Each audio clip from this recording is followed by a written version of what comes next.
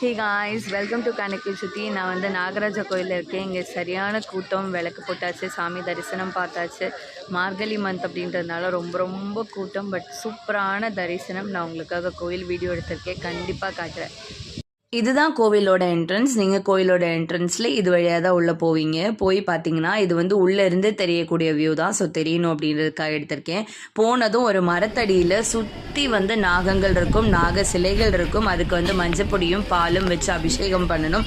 இப்போ கரண்ட்டாக வந்து இதுக்கு 100 rupees வந்து பாலும், அதுக்கப்புறமா 30 ரூபா வந்து மஞ்சப்பொடியும் வந்து பே பண்ணுறாங்க. ரொம்ப நம்பிக்கையோடு எல்லோரும் பண்ணுவாங்க.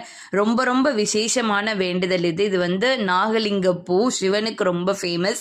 இங்க வந்து அனந்த கிருஷ்ணர் சன்னதி இருக்கு, சிவன் சன்னதி இருக்கு, மூலவரா வந்து நாகராஜா இருக்காரு. நாகராஜா நான் இங்க எப்படி காட்டியிருக்கணும் அதே மாதிரி தான் 5 தலையா வந்து இருப்பாரு.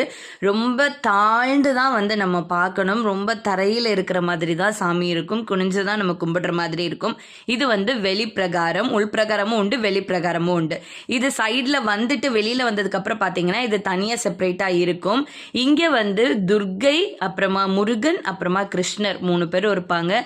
இந்த துர்கை வந்து தீர்த்த துர்கை அப்படின்னு சொல்றாங்க. இந்த கோயில் குளத்துல வந்து கிடைச்ச துர்கை அம்மன் அப்படின்றதுனால இங்க ராகு கால பூஜை அப்படின்றது ரொம்ப ரொம்ப ஸ்பெஷல்.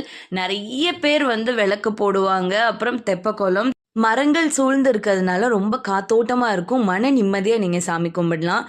நம்ம தமிழ்நாடு மட்டும் இல்லாமல் பக்கத்து மாநிலங்களான ஆந்திராவிலேருந்து, கேரளாவிலேருந்து, என் நார்த் சைட்லேருந்து கூட பீப்புள்ஸ் வந்து இங்கே கும்பிடுறாங்க.